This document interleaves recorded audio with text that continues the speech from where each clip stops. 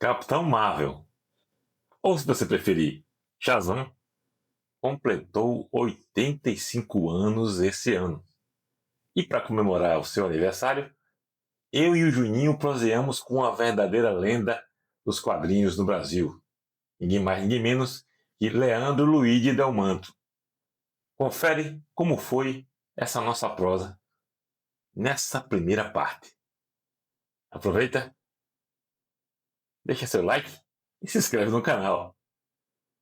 Valeu! Vamos ver. Dois nerds e uma prosa. Dois nerds e uma prosa. O que é que a gente faz? Olá, Leandro. Muito obrigado mais uma vez por aceitar nosso convite e vir prosear com os dois nerds. A gente fica muito honrado, nós somos muito fãs de todo o seu trabalho, tá? Obrigado mesmo por ter aceito o convite. Gilson e Juninho, é um prazer estar aqui com vocês. Eu sei, você sabe que eu já disse isso, me sinto em casa aí falando com vocês, porque é muito bom falar de quadrinhos, né? É um dos assuntos prediletos aqui, pelo menos desse trio aqui, eu tenho certeza disso, né?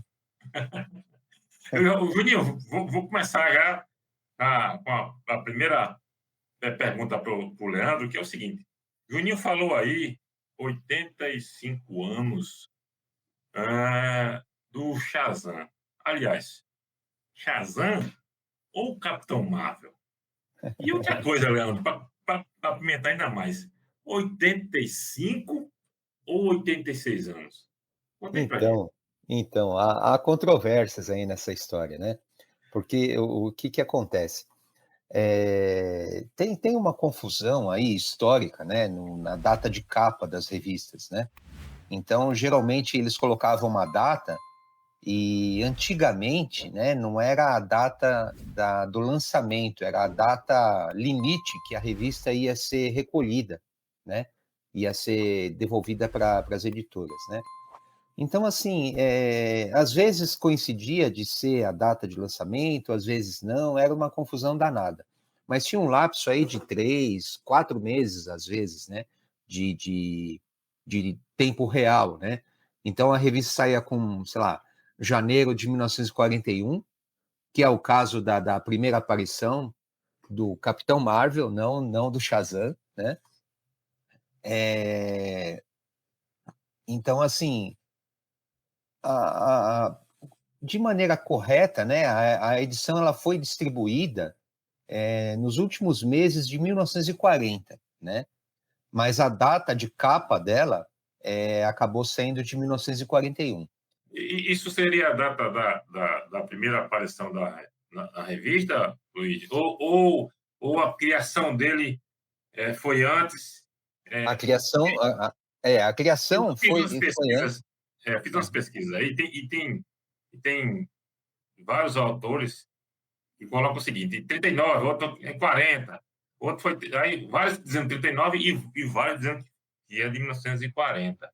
Isso. Aí, eu não sei se 39 seria ele foi criado, mas ele apareceu somente depois, ou se ele, assim que foi criado, ele já apareceu na revista.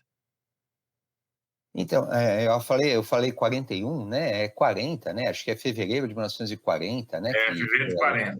Isso mesmo. Eu que me enganei aqui. 41 é outra coisa. Então, ele surgiu primeiro, né, na revista Flash Comics, né? Que é uma Ashcan Edition, que eles chamam. A Ashcan, né? O que eles faziam? Na época, não tinha como você registrar de maneira rápida um título, né? Então eles faziam uma impressão em preto e branco, né, da revista, tipo um protótipo assim da revista, e essa revista era distribuída em alguns pontos, né? Em alguns pontos. E aí o que acontece?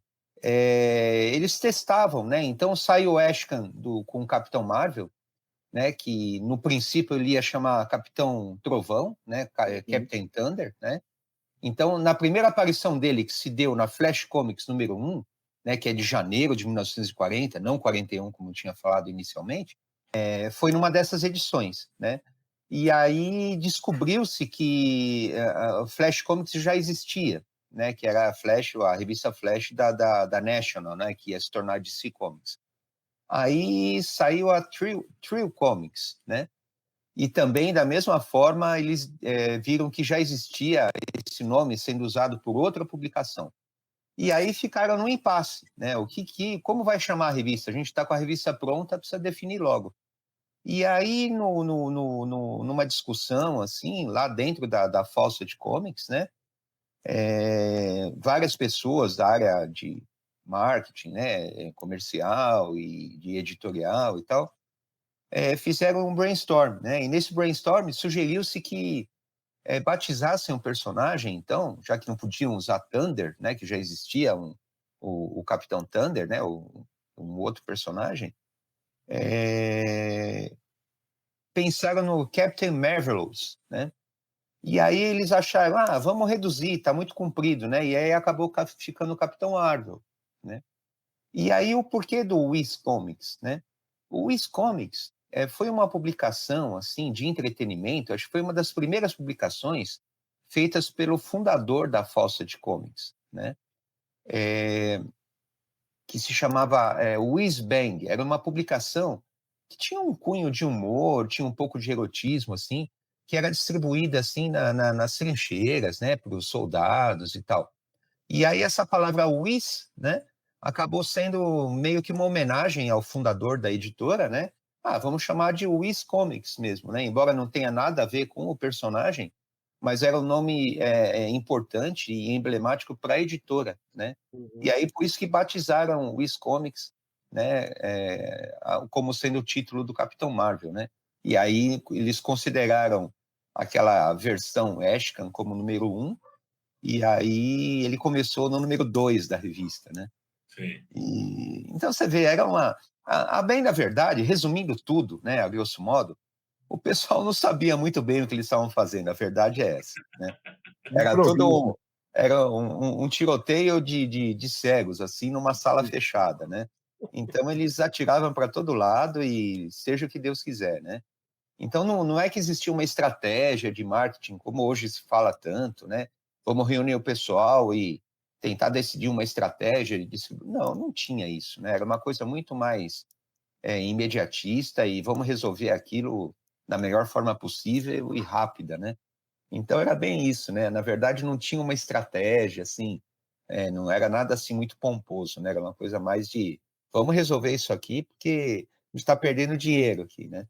Na verdade, o grande problema do Capitão Marvel, das revistas dele, do universo, né, ficcional dele, foi um só. Eles foram um sucesso absurdamente estrondoso nos anos 40, né? Então, se talvez ele tivesse tido uma venda regular, uma coisa assim, mediana, talvez não tivesse causado tanto problema para eles, né, na verdade. Então, o porquê? Muita gente não faz ideia disso, né? O pessoal fala muito do Superman, né, que deu início ao gênero do super-herói em 38 e tal. Mas, assim, as vendas, né, da revista do Capitão Marvel foram um fenômeno de mercado, assim, é uma coisa absurda, né? Eu não tenho como precisar, assim, de imediato, assim, mas na revista que eu lancei, na Heróis Esquecidos 2, tem uma matéria, e eu detalho um pouquinho, alguns números lá, né? Ele tinha uma circulação de vendas, assim, uma média de vendas em torno dos seus 500 mil exemplares, né? Era uma coisa, assim, assustadora, né? E isso se manteve durante um bom tempo.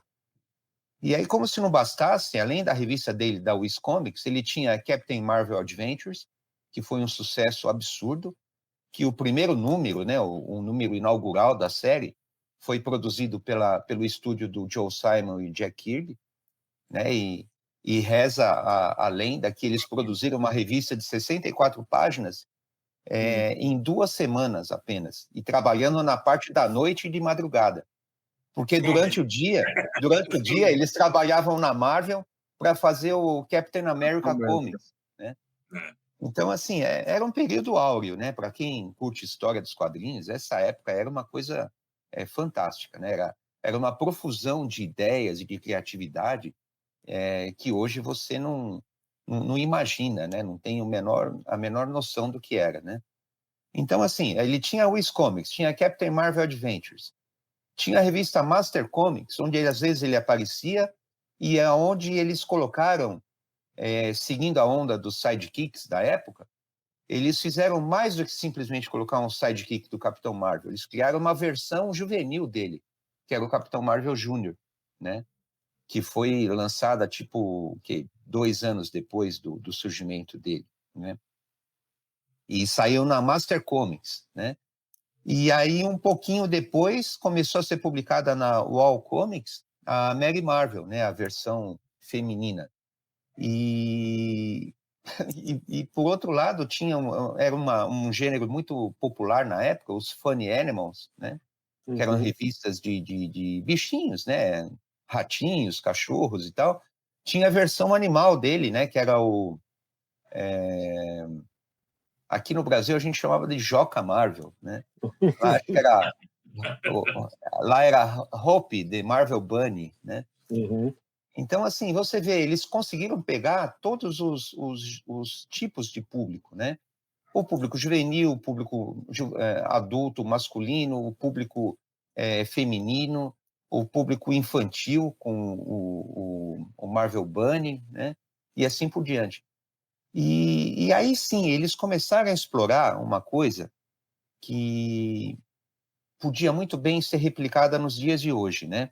Muita gente fala que quer ganhar dinheiro com quadrinhos, né? A gente sabe, né, quem lida com isso, que quadrinhos mesmo não dá dinheiro propriamente dito, a não ser alguns casos assim muito raros, né? O que gera dinheiro o que é? É o merchandising desse material. Então, eles sacaram isso de imediato lá nos anos 40, né?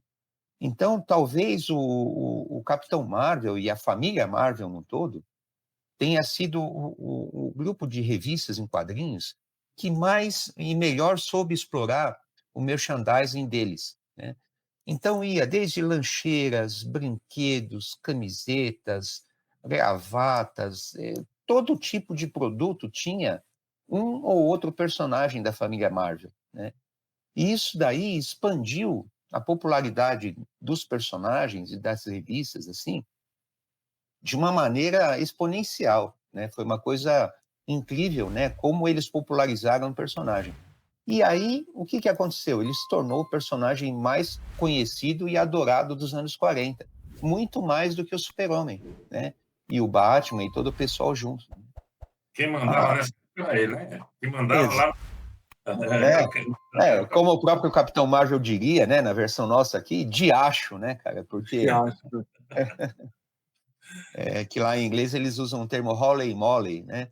Mas aqui não existe uma tradução, e aqui optou-se, eu achei genial isso, né? E nas histórias que a gente publica, a gente usa esse termo, que é o diacho, né? Ele usa muito a palavra de efeito dele, né? E aí, assim, toda esse foco, esse holofote em cima do universo dele, causou muito descontentamento e inveja mesmo, né? Por que não dizer? A verdade era essa, né? Mexeu com os brios da National, né? Da DC. E aí, como eles já haviam aberto um processo por infração de direitos autorais, com aquele caso famoso do Wonder Man, da Fox, que foi o primeiro caso de plágio nos quadrinhos levado aos tribunais americanos, né? Isso aí foi amplamente documentado e tal. Então, eles conseguiram... Esse personagem foi publicado no Brasil? Esse Wonderman? Foi publicado aqui, sim. Eles chamaram erroneamente aqui no Brasil de Homem Miraculoso, né? Que não é o Miracle Man lá do Alan Moore. Não. Aqui eles erraram, porque tinha um personagem que já havia sido batizado de Homem Miraculoso, que era o Amazing Man, do Bill Everett, né? Esse era o nome dele aqui no Brasil. E aí, quando ele foi publicado aqui, usaram erroneamente, como teve uma história, isso passou batido, ninguém nunca mais se tocou, né, do que havia sido feito, né? Lá nos Estados Unidos, eles venceram, a National venceu o processo, e o Victor Fox, né, o dono e editor da Fox Features, foi obrigado a tirar de circulação a revista e arquivar o personagem, e deu maior rebuliço lá, né? E aí, no finalzinho dos anos 40 e já na década de 50 toda, assim, a DC abriu um processo novamente por plágio, né, dizendo que eles haviam se inspirado no Super-Homem para criar o Capitão Marvel. Que, afinal de contas, ele tinha superpoder, usava capa, voava, né, tinha um corte de cabelo parecido, aquelas coisas. E, poxa, 90% dos personagens de quadrinhos daquela época tinham esse mesmo visual, né? Mas o que eu Então, acho engraçado dessa história é que assim, a gente está acostumado com personagens tão parecidos e tão plagiados, ou então, por exemplo, o Thanos e o Darkseid. Tudo bem que os sim. dois são do Jack Kirby E o Mongul, né, também, né? mas assim, eu acho que das coisas da época, eles pegarem por plágio é uma sacanagem, porque eu acho ele bem original. Sim, Quanto sim. ao visual, né, eu acho que é injusto. De tanta coisa que os quadrinhos são roubados, assim, eu não sei, eu tenho essa impressão, que eu acho que o Capitão Marvel, eu acho que envelheceu, Sim. né, é difícil atualizar. Ele está muito datado, né? Isso, datado é o termo melhor, né? Mas eu acho que ele tem um visual bem original perto das coisas que saiu na época, se a gente comparar com o Superman. Cara, vamos citar algumas características dele, assim, né, do personagem, né? Poxa, é legal essa coisa do Clark Kent, essa dualidade do Clark Kent e do Super-Homem, né? Até o Quentin Tarantino explorou um aspecto que eu acho genial, que ele fala que ele nunca é Clark Kent. Na verdade, ele é o Super-Homem 24 horas por dia e se disfarça de Clark Kent, né? Então, o alter ego do Super-Homem é o Clark Kent, não é o oposto, né?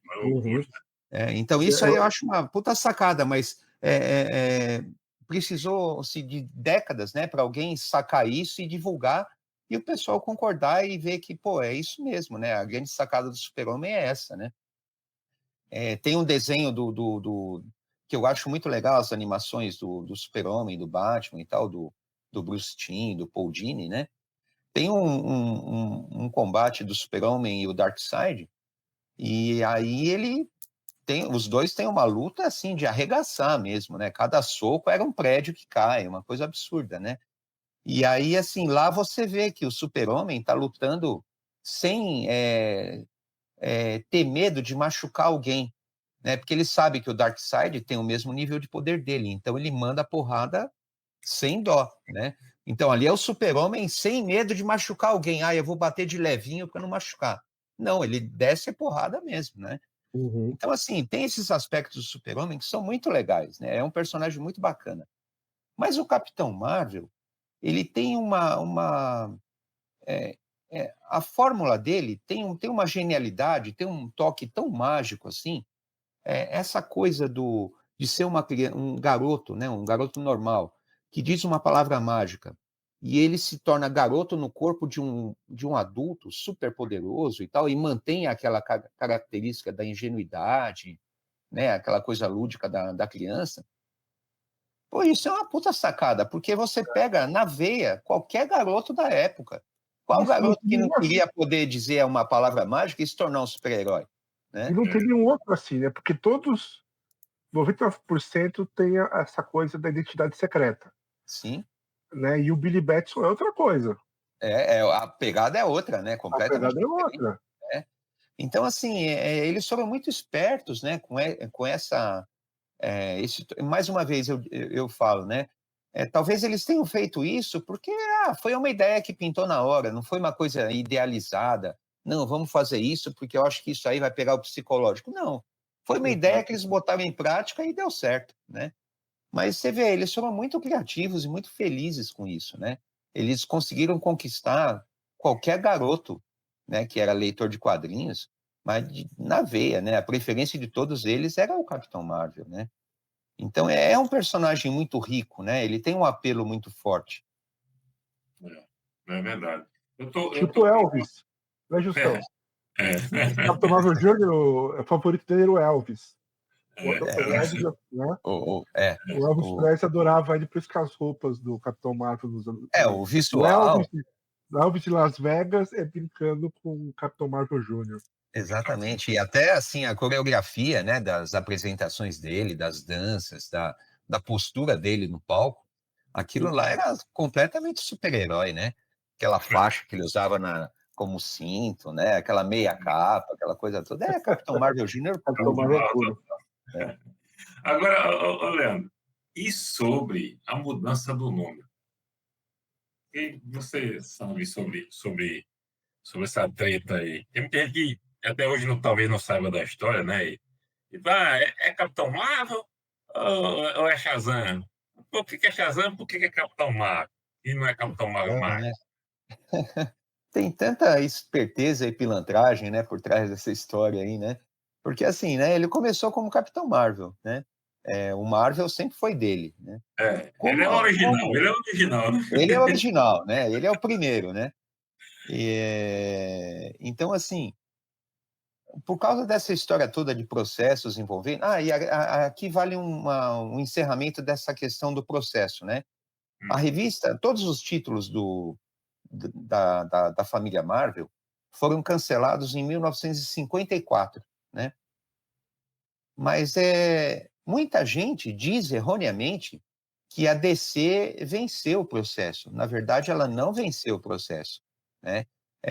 A causa não foi dada como ganha para a National, né? O que aconteceu foi o seguinte: quem venceu a história, quem derrotou a família Marvel, na verdade, não foi a National, foi a década de 50, foi o macartismo, né? Foi a chegada de um novo gênero de quadrinhos, né? Não o macartismo, né? Isso aí veio um pouquinho depois, mas foi a chegada de um novo gênero de quadrinhos, né? Os quadrinhos de terror estavam imperando naquele momento, e aí, assim, como o processo, eles iam fazer segunda, terceira instância, não sei o quê, tudo isso aí era muito oneroso, né, para eles, né? E as revistas já não vendiam seus 500 mil exemplares, né? Já estavam menos de 50 mil exemplares e tal. E era um número muito baixo para a época, né? Então, eles falaram, puxa, quer saber? Esse pessoal não larga do pé da gente, né? Então, vamos pagar aí a multa que tem que pagar e cancela as revistas, já não está vendendo mais mesmo tanto, então vamos acabar com essa história porque está dando muita dor de cabeça, né? E aí as revistas foram canceladas, né? Mas não porque a DC venceu nos tribunais. Isso aí nunca aconteceu, né? Eles foram prolongando o processo até ficar num ponto tão desgastante, tão assim... era muito caro você pagar os advogados, entrar com recurso e não sei o quê, e faz a representação, né? Então eles falaram, não está vendendo tanto, não vale a pena ficar brigando por isso, então cancela de uma vez e fim de papo, né? Aí o que acontece? A DC, depois de um tempo, acabou comprando, né, os direitos do personagem, né? Compraram o direito de uso. Nesse meio tempo, a Marvel Comics, né, que já estava bem estabelecida, eles registraram, né, o nome Marvel, né, como sendo uma franquia deles, um nome deles. Por isso é que surgiu o Capitão Marvel, né, da Marvel Comics, né, que é o Capitão Kree, né, o Marvel, né. E olha que curioso, né? Embora a DC tivesse comprado os direitos, né, de uso do personagem, eles não podiam usar o nome Capitão Marvel, porque a concorrente deles agora era a Marvel, eles que podiam usar o nome, né? Mas não é bem feito? Mas não foi bem Não é? feito? O castigo veio a cavalo, né? Foi. Não é? Então você vê, é muita ironia, né, no final das contas, né? Então, quando a DC resolveu trazer de volta o Capitão Marvel nos anos 70, né, eles chamaram até o C.C. Beck, né, que foi o co-criador do Capitão Marvel, juntamente com Bill Parker, né? Só que aí, assim, o que acontece? É isso que o Juninho comentou muito bem. O personagem estava muito datado, né? Aquela ingenuidade, aquela magia, né, de você falar uma palavra mágica e simplesmente se tornar um personagem superpoderoso, não tinha mais espaço nesse mundo moderno dos anos 70, né? assim como continua não tendo hoje, né? Hoje é muito difícil alguém acreditar nisso, né? Destoa da nossa realidade, né? E aí, assim, eles fizeram uma tentativa, lançaram, acho que não chegou a 3 anos de publicação da revista dele. Eles tiveram que usar o nome Shazam, né? Como sendo o nome do título, porque não podiam usar na capa o nome Capitão Marvel por causa da Marvel Comics, né? Mas não emplacou. Eles acabaram deixando o personagem meio de escanteio, né? Ficou lá de stand-by, né? E é uma pena, né? Porque nunca conseguiram revitalizar o personagem, né? Talvez porque não se deva fazer isso mesmo, né? Acho que o charme do personagem é a época em que ele foi publicado mesmo, né? E essa coisa mais lúdica, né? Mais ingênua, né? E tal. Acho que se você quiser começar a explicar muito do personagem, perde, né? Um pouquinho dessa magia, né? Que era tão simples, né? De se entender, né?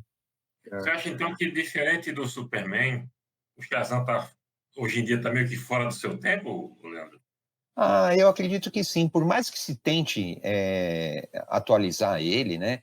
Você vê, mudaram tanto. Nossa, cara, eu não tenho nem gosto de ler essas histórias atuais, assim. Eu sei que tem alguns materiais que são bem comentados e tudo. Eu preciso até deixar o meu preconceito de lado e dar uma olhadinha e tal, né?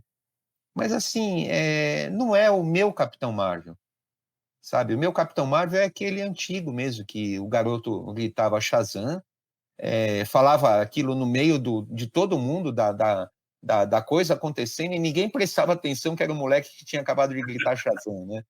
Então, assim, é bobo, né, cara? É muito bobo isso, né? Mas, enfim, era como eles resolviam na época, e ninguém ligava, no final das contas, quem se importa com isso, né? A verdade era essa. Então, assim, eu acho que os quadrinhos hoje, por mais sofisticados que eles sejam, né, e tal, por mais bem roteirizados, bem desenhados e tudo, mas eu acho que se perdeu uma coisa muito... aquela facilidade, a simplicidade de se contar uma história já não existe mais, né? A gente está falando de quadrinhos que eles foram criados para entreter. Vamos ver, dois nerds e uma prosa.